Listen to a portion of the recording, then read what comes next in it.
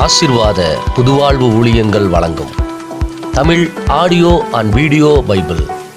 பார்த்து வாசித்து தேவ வசனத்தின் ஆசீர்வாதங்களை பெற்றுக்கொள்ளுங்கள்.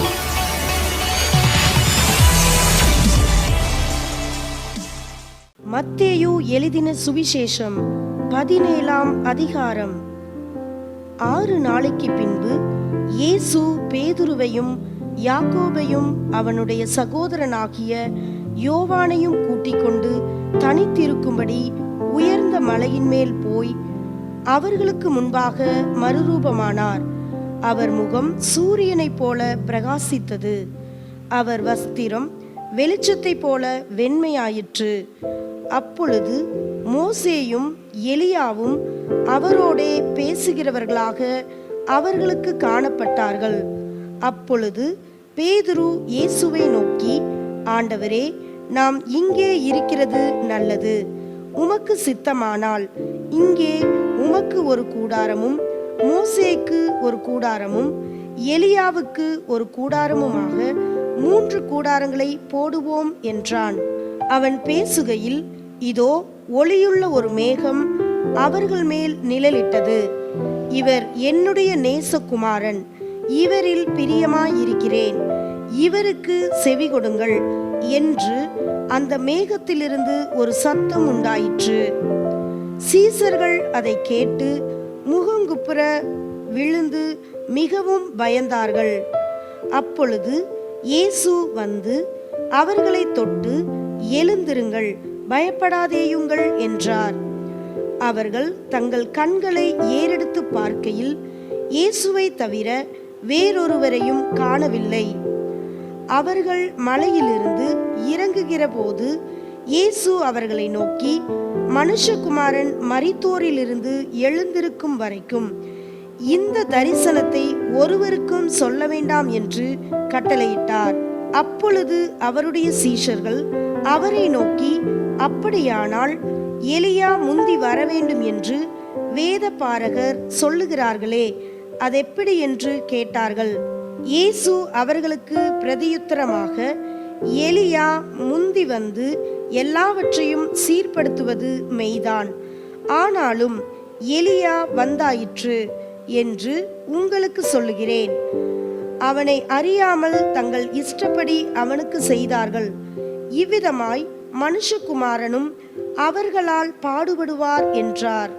அவர் யோவான் ஸ்நானனை குறித்து தங்களுக்கு சொன்னார் என்று சீஷர்கள் அப்பொழுது அறிந்து கொண்டார்கள். அவர்கள் ஜனங்களிடத்தில் வந்தபோது ஒரு மனுஷன் அவரிடத்தில் வந்து அவர் முன்பாக முழங்கால் படியிட்டு, ஆண்டவரே, என் மகனுக்கு இரங்கும், அவன் சந்திரரோகியாய் கொடிய வேதனைப்படுகிறான். அடிக்கடி தீயிலும் அடிக்கடி ஜலத்திலும் விழுகிறான். அவனை உம்முடைய சீஷர்களிடத்தில் கொண்டு வந்தேன். அவனை சொஸ்தமாக்க அவர்களால் கூடாமற் போயிற்று என்றான். இயேசு பிரதியுத்தரமாக, விசுவாசம் இல்லாத மாறுபாடுள்ள சந்ததியே, எதுவரைக்கும் நான் உங்களோடு இருப்பேன்? எதுவரைக்கும் உங்களிடத்தில் பொறுமையாயிருப்பேன்?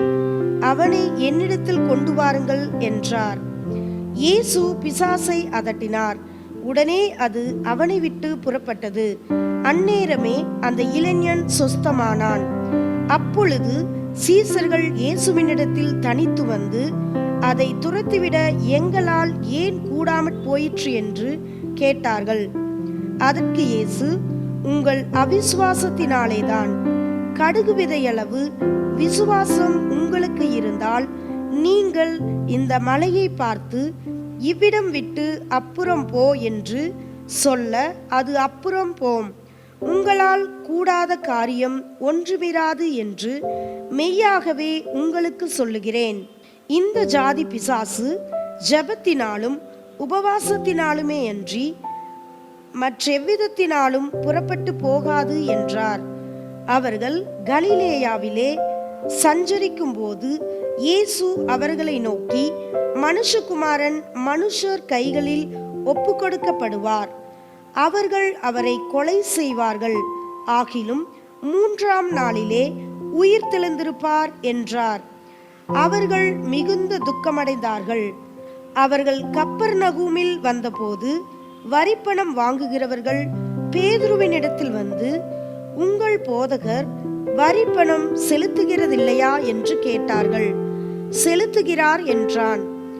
அவன் வீட்டுக்குள் வந்தபோது அவன் பேசுகிறதற்கு முன்னமே இயேசு அவனை நோக்கி, சீமோனே, உனக்கு எப்படி தோன்றுகிறது? பூமியின் ராஜாக்கள் தீர்வையும் வரியையும் தங்கள் பிள்ளைகளிடத்திலோ அந்நியரிடத்திலோ யாரிடத்தில் வாங்குகிறார்கள் என்று கேட்டார். அதற்கு பேதுரு, அந்நியரிடத்தில் வாங்குகிறார்கள் என்றான். இயேசு அவனை நோக்கி, அப்படியானால் பிள்ளைகள் அதை செலுத்த வேண்டுவதில்லையே. ஆகிலும் நாம் அவர்களுக்கு இடரலாயிராதபடிக்கு நீ கடலுக்கு போய் தூண்டில் போட்டு முதலாவது அகப்படுகிற மீனை பிடித்து அதன் வாயை திறந்து பார். ஒரு வெள்ளிப்பணத்தை காண்பாய்.